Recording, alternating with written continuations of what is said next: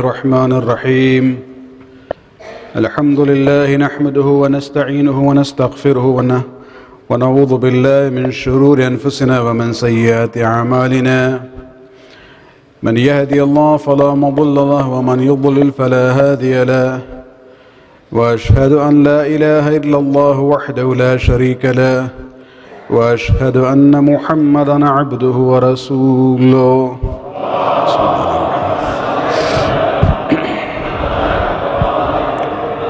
سيد المرسلين وخاتم النبيين ورحمة للعالمين وصلى الله على آله الطاهرين الذين أذهب الله عنهم الرجس وطهرهم تطهيرا.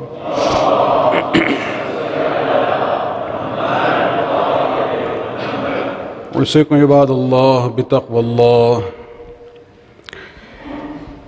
Most of the Friday khutbahs that we have from our Imams, after the introductory part where Allah subhanahu wa ta'ala is praised, and then there is a prayer for the blessings on the Prophet and his family, the first advice that we see is the issue of taqwa Allah, to acquire the taqwa of Allah subhanahu wa ta'ala. And this concept of taqwa is a recurring theme in the Quran as well as in the sayings of the Prophet and our Imams. You will see even in Nahyu Balagha, probably I haven't done the calculation in that way by looking at the word search, but probably the most used word would be taqwa, or its the words derived from it. Even in Quran, if you see right in the beginning, when it comes to the issue of the muttaqeen, those who have taqwa, Allah subhanahu wa ta'ala says this book is the guidance for them. Bismillah ar-Rahman ar-Rahim, Alif Lam Mim, Dhalik al-Kitab, La Rayba Fi, Hudan lil Muttaqeen. That this book is a guidance for the people who have taqwa. If you look at the end, Quran describes the concept of Jannah. There it says, Uzlifatil Jannah lil Muttaqeen. The Jannah has been prepared. It had been decorated for the Muttaqeen. So Quran is a guidance for the Muttaqeen. Jannah is being decorated for the Muttaqeen. And 3 places in Quran, Allah subhanahu wa ta'ala uses the term وَالْآقِبَةُ لِلْمُتَّقِينَ. Means the end result of your life for those who are looking for the good end result. وَالْآقِبَةُ لِلْمُتَّقِينَ. The eventual victory would be for the Muttaqeen.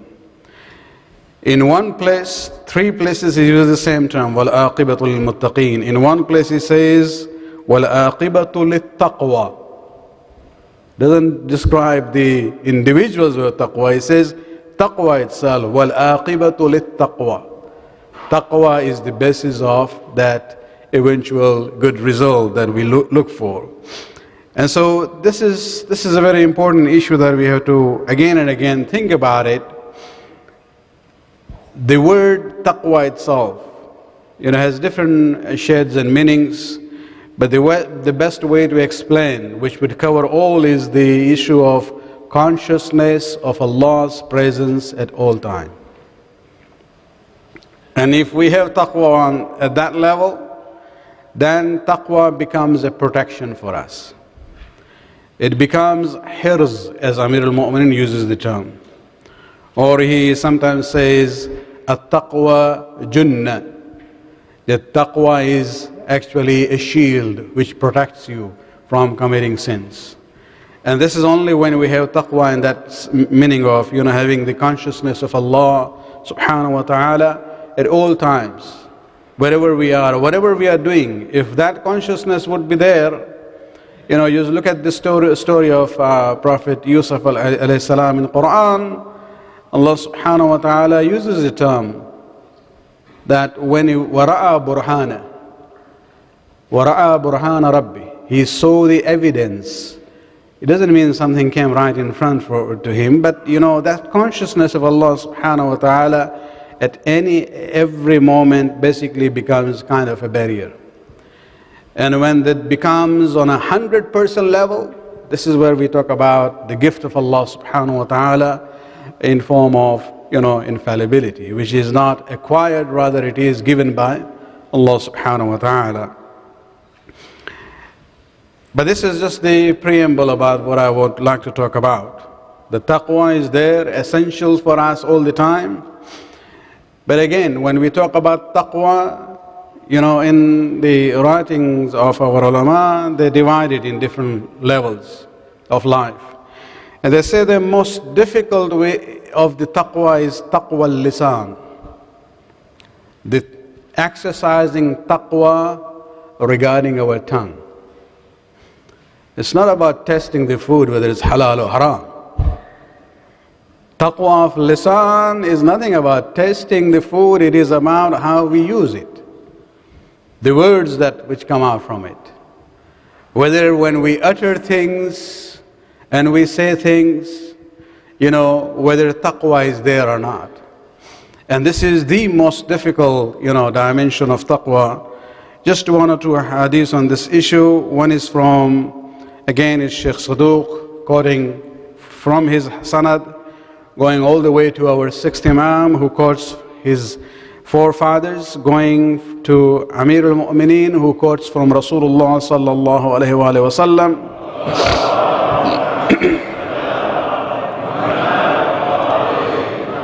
It's a long passage of hadith where just two sentences from there, where the Prophet says to Amir al-Mu'mineen, Ya Ali, Man khafa an-nasu lisanahu, fahuwa min ahli an-nar. Look at the strong wordings Rasulullah is using here. He says, the person whom people fear because of his tongue, fahuwa min ahli an-nar, he is from the people of the fire. So sometimes, say, nobody dare touch me. But is that because of the respect they have for you, or is it because they are afraid of the tongue? Then he right and left, nothing comes out but bad. So they say, rather stay away from this fellow. And this is where Rasulullah is saying, Man khafa an-nas lisanahu. The person from whose tongue people are afraid, fahuwa min ahli an-nar. Then he says, Ya Ali, sharru an-nas man akramahu an-nas ittiqa fuhshihi wa radd sharrihi. The worst of the people is somebody where people respect him in order to avoid his abusive language and to stay away from his shar and evil. Another hadith which is very interesting from our fourth Imam, Imam Zainul Abidin alayhi salatu wassalam.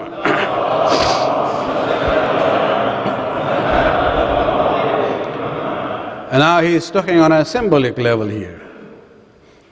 Just as we get up in the morning, we see one another. In English you would say, good morning. Even various limbs of our body, when this day starts, they greet one another. And Imam says, إن لسان ابن آدم يشرف على جميع جوارحه كل صباح. Every day in the morning, the tongue also, meets various limbs of the body, and it says, كيف أصبحتم? How was your morning?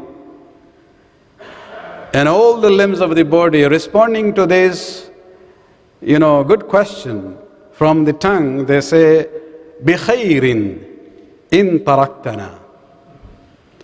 We are okay as long as you keep away from us. So the rest of the body is afraid of the tongue, because they say, if you leave us alone, we will be okay. يقولون Allah Allah فينا. They say to the tongue, we ask you in the name of Allah, think about us. Because they say, إنما نثاب ونعاقب بك. because we will be rewarded or we will be punished because of you. And so when we talk about this taqwa of lisan and tongue, this is a very important issue. It falls into human psychology here. That when we talk about consciousness of Allah's presence in our life, the most important issue is that before we say anything, think about it. That there is somebody who is listening, and he is going to reward or punish us according to what we say. Just last night in the Thursday night Majlis, I had mentioned the moral dimension or the definition of the word Muslim. And the Prophet says very clearly, a Muslim is somebody from whose hand and tongue others are, secure. And so let us live by that moral demand of being a Muslim. Let us be careful in how we talk to one another, because that is the essence of being a true Muslim in the eyes of Rasulullah. May Allah subhanahu wa ta'ala increase our tawfiqat and give us this tawfiq for the taqwa of Allah subhanahu wa ta'ala. In ahsan al-hadith, kitab Allah al-aziz, bismillah ar-Rahman ar-Rahim. والعصر إن الإنسان لفي خسر إلا الذين آمنوا وعملوا الصالحات وتواصوا بالحق وتواصوا بالصبر.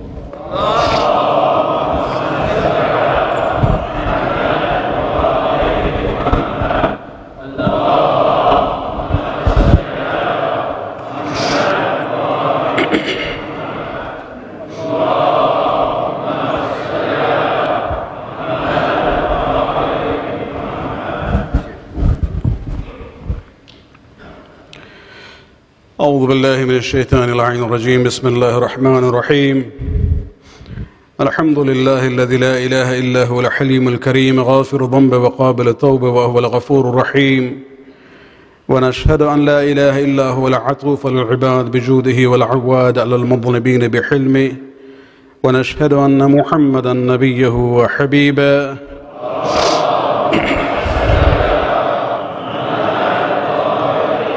سيد المرسلين والشفيع المذنبين ورحمة للعالمين صلى الله عليه وآله الداعين إلى سبيل الله بالحكمة والموعظة الحسنة قادة الأمم وأولياء النعمة ومعدن الرحمة حوصيكم عباد الله بالتوبة عما سلف من ذنوبكم.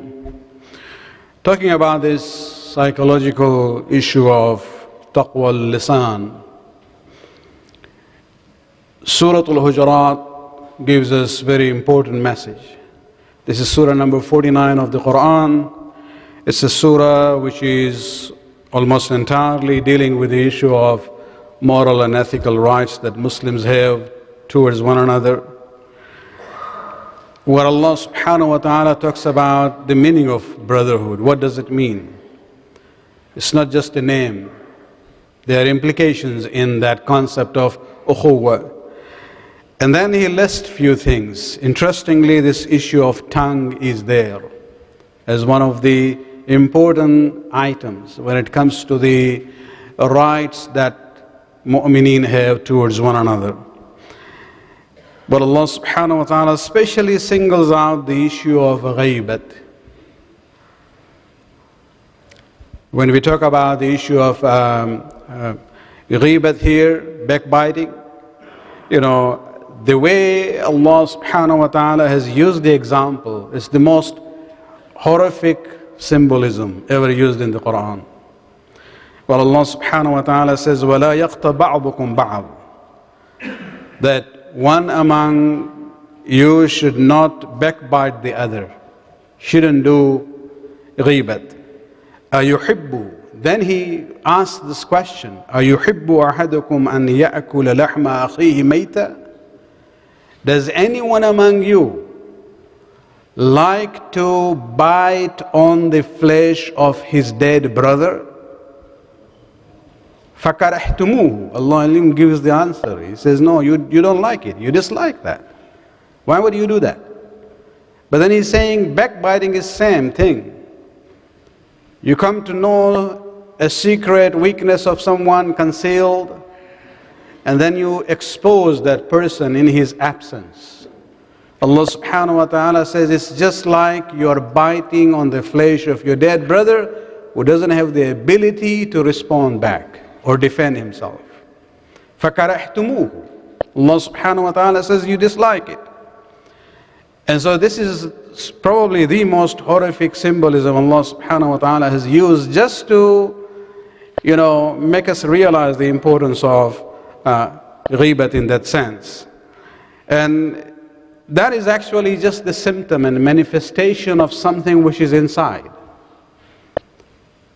Because when you talk about ghibat is not the actual problem, it's just the manifestation of something else which is known as su'ul dhann.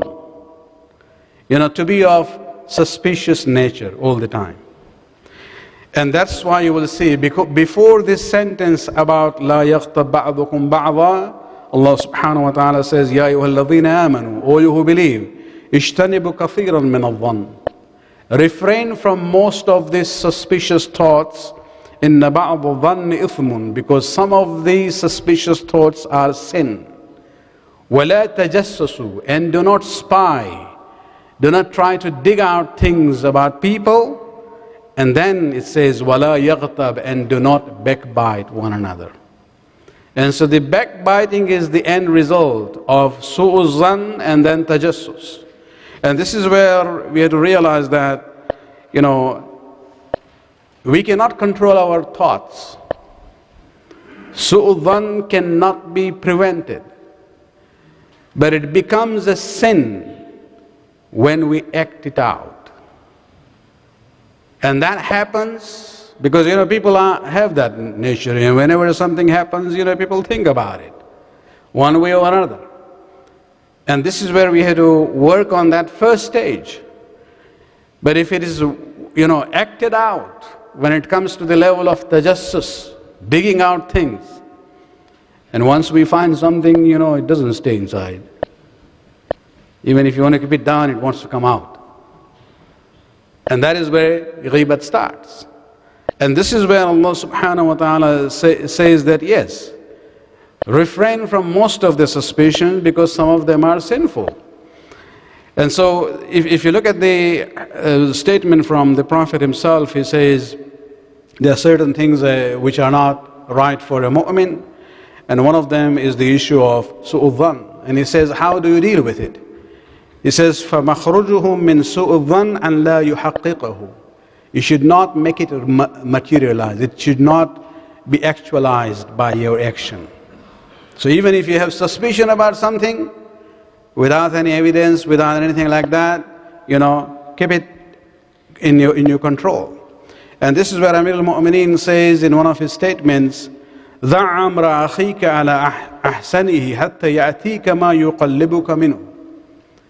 That when you look at an issue, an action of your brother in faith, and if there's two possibilities, positive and negative, Amir al-Mu'mineen says, consider it to be positive until you get evidence to change your thought about it. And do not look at the words of your brother always in the negative sense. If you can find a positive meaning of what he has said, that is what you should take. And so this positive thinking is very important, and that's actually the key to this whole issue of backbiting and ghibat. When we talk about ghibat, that's the end result. And we have to work on a mental level. Let me end with the example which I have used it many times, but I think we need to go back sometimes to the madrasa. When we were still in, lower grades in the madrasa, one of the things we learn is the list of najasat and mutahhirat. Najasat are those elements which we consider to be najis. Mutahhirat are the methods by which you can purify a najis element. Water is one of the most common one. But in that list, there is something known as ghibat-e-Muslim. Ghibat-e-Muslim, we know about the ghibat of the Imam. But what does this mean? Probably it's never used in our lifetime. But it is there in that list for us to learn. about the issue of positive thinking. Ghaibat a Muslim is absence of a Muslim. What does it mean? Go back to your madrasa books and look at it.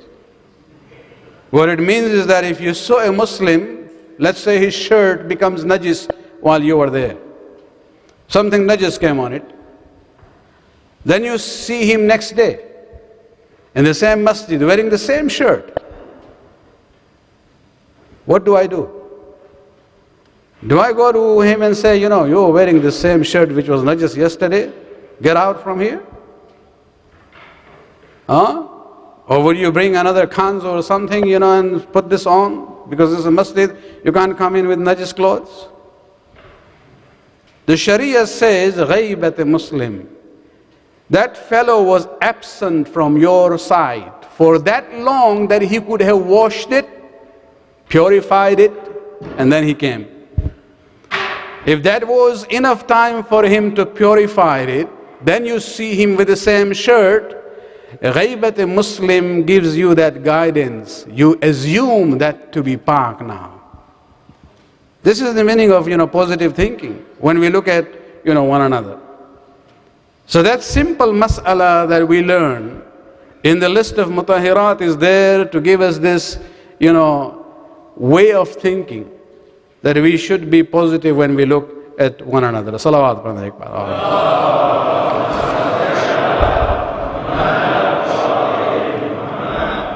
Families have been destroyed because of suspicion. Business partnerships have gone down. Communities have tensions. And on the world level also, there is suspicion on everything. If a friend does something, everything is okay. If somebody else does anything, you always look at the most negative of the scenarios. And so this is a problem at all levels. At least on our personal level, let's work on it. To start from the mental attitude so that we can deal, with this important command that Allah subhanahu wa ta'ala has given us in Surah Hujurat. After all, we are Shi'atu Ali. And Ali is Amir al-Mu'mineen, Imam al-Muttaqeen.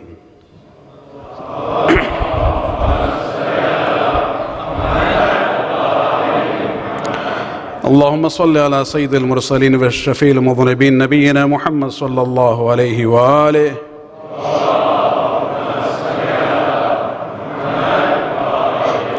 وعلى إمام المتقين وأمير المؤمنين علي بن أبي طالب صلوات الله عليه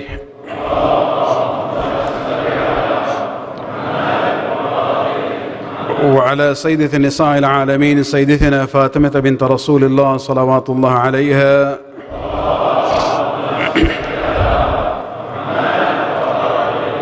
وعلى سيد شباب أهل الجنة الحسن المجتبى والحسين الشهيد بكربلاء عليهم الصلاة والسلام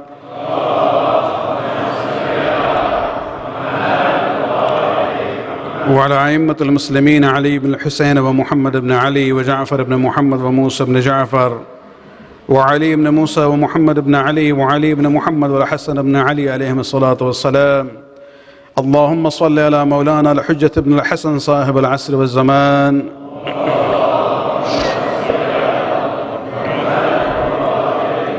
ماحي آثار البدء والطغيان حادم أمنية الشرك والنفاق حاصد فلول البغي والشقاق صلوات الله وسلامه عليه وعلى آباء الكرام ما اتصلت الليالي والأيام. اللهم عجل فرج وصح المخرج واكحل ناظرنا بنظرة منا إليه واجعلنا من المستشهدين بين يديه. اللهم اجعلنا ممن يذكر فتنفعه الذكرى. إن الله يأمر بالعدل والإحسان وإيتاء ذي القربى وينهى عن الفحشاء والمنكر والبغي يعظكم لعلكم تذكرون. اللهم صل